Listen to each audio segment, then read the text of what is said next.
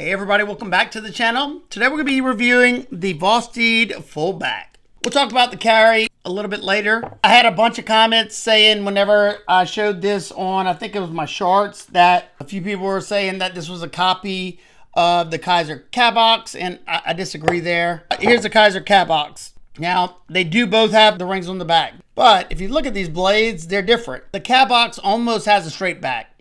It's just got a very gradual drop. This one has a lower tip, a little bit less belly, so this one's gonna be a little bit more versatile. So, I mean, if you think it's a copy, then, well, I don't.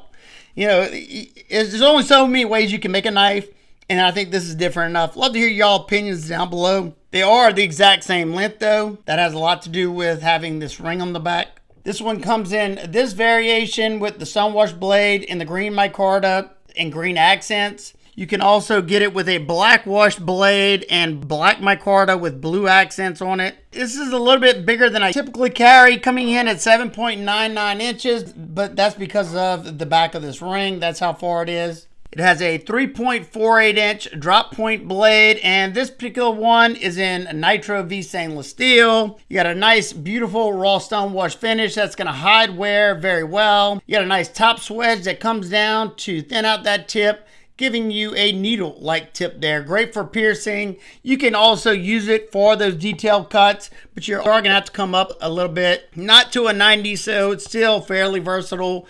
Or you could just use that belly, depending on how intricate you need to get into something. You have 2 rows of functional jimping there. Your thumb's not going anywhere back here, or right here, or right here. There's jimping everywhere on this thing. Here, here, all under here, and we're going to talk about that a little bit later. Your blade stock thickness is coming in at 0.118. Then you have a flat grind that they managed to get down nice and thin to around 14 thousandths at the thinnest portion behind the edge. So this one should be a great slicer. Let's find out.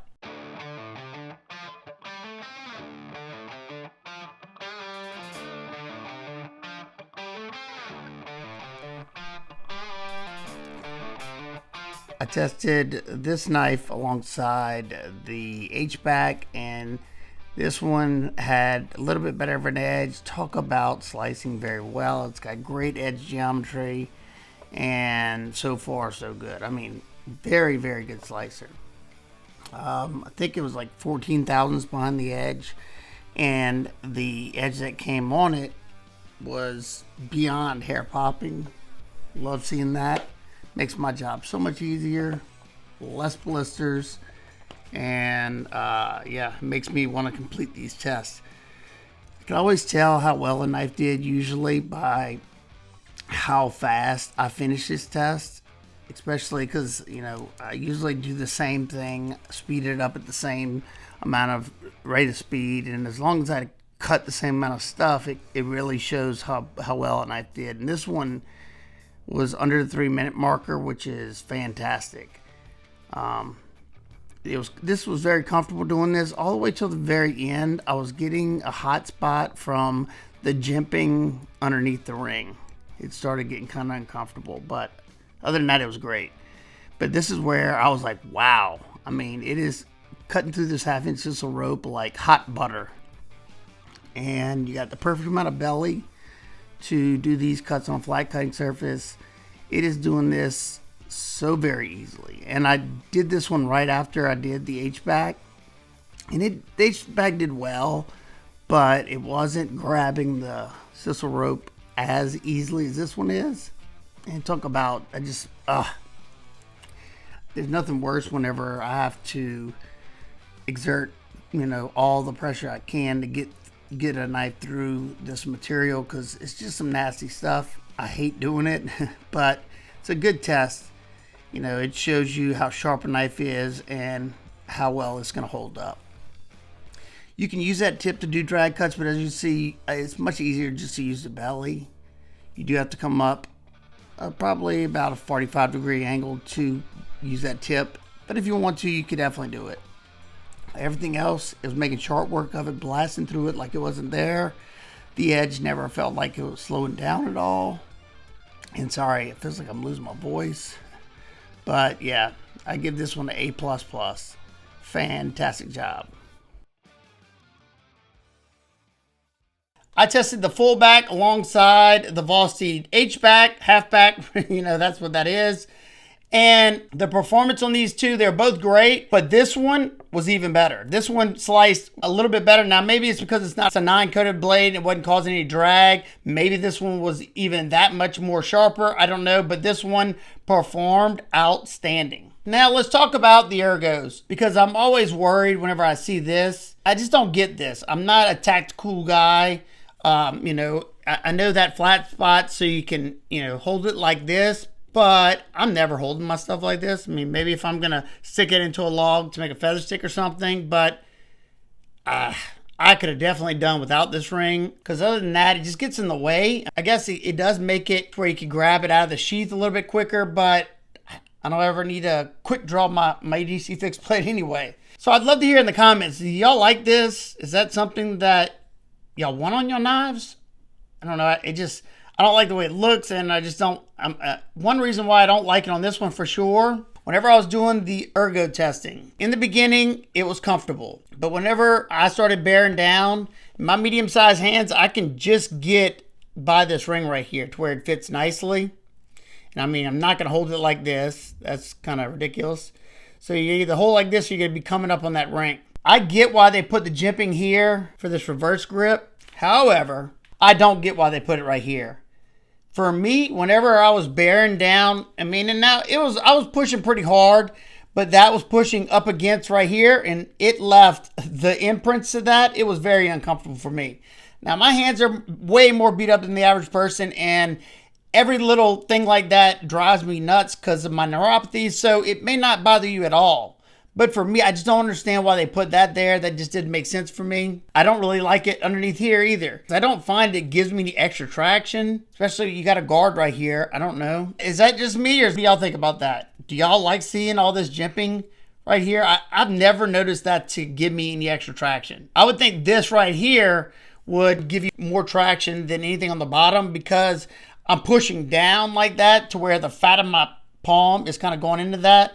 Now, this is flush with the scales, so I would say this is more so aesthetics, but this is exposed right here, from here to there. With that said, that's still not a deal breaker for me for this one, because I love the way it performed, and it was comfortable enough for the type of stuff I use my fixed blades for day-to-day EDC cuts. I'm not putting every ounce of pressure into all the stuff I cut. If I do have to do that, usually it's a quick cut, and then I'm done. And if I know I got to do something like that, then I can grab one that doesn't have a ring on the bottom of it. Your micarta scales are flat. However, they got a nice chamfer going around. They feel nice in hand. They're very grippy. You have bolt-on T8 hardware there. And I don't know if you can see that or not, but you have a little bit lighter color, green accent collar on both of those. Of course, full tank construction. In this pull grip, it's pretty comfortable. That is sticking me a little bit, but it's not terrible.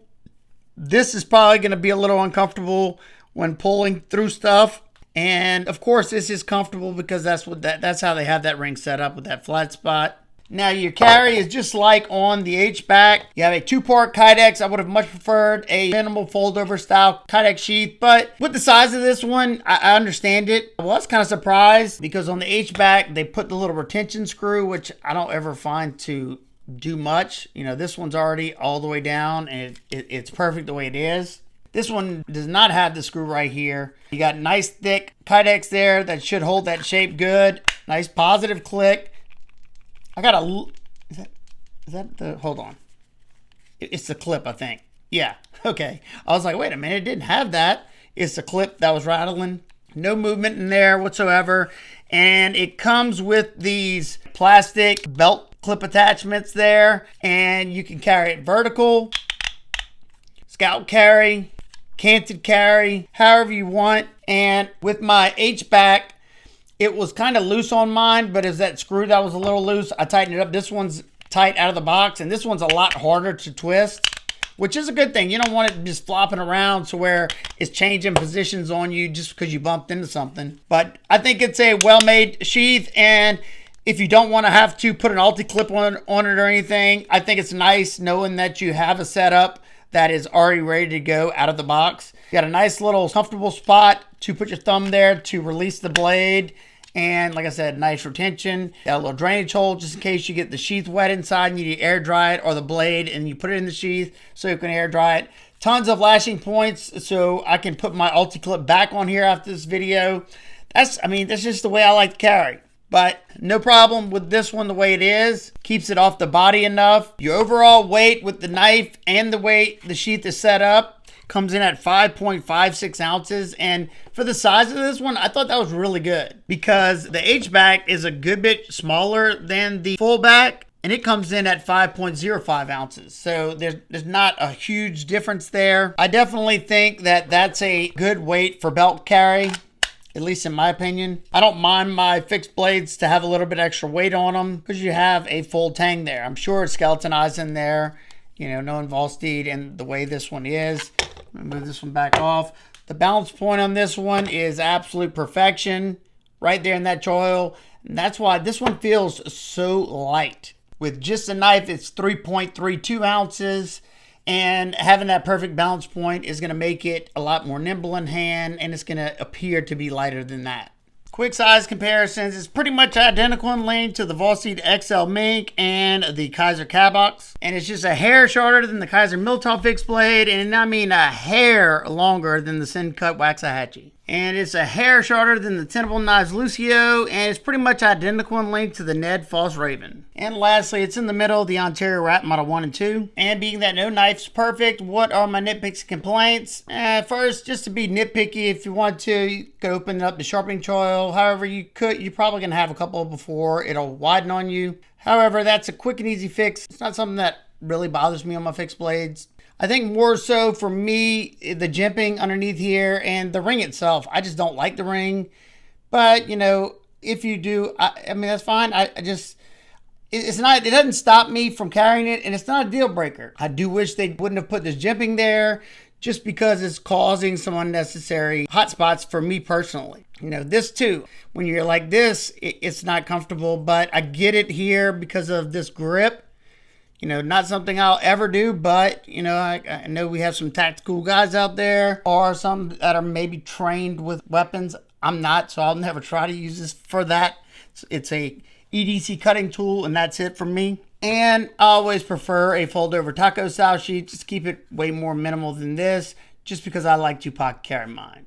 So what are my final thoughts? If none of the things I talked about were deal breakers for you, and you like everything else about this one, I can definitely recommend it, no doubt. The fullback comes in at $79. I don't think that's out of line. It's a very well-made, great performer. It sliced very well. I thought it was comfortable, unless I was really, you know, putting a lot of pressure into what I was doing. It's a fairly versatile blade shape. I like the fact that it comes ready to carry. And I don't think you'll be disappointed if, like I said, nothing I talked about was a deal breaker for you. I like how they even put the little accents there. It just gives it a nice little pop and the little milling on the scales.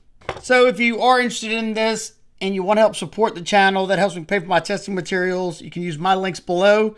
If not, no sweat at all.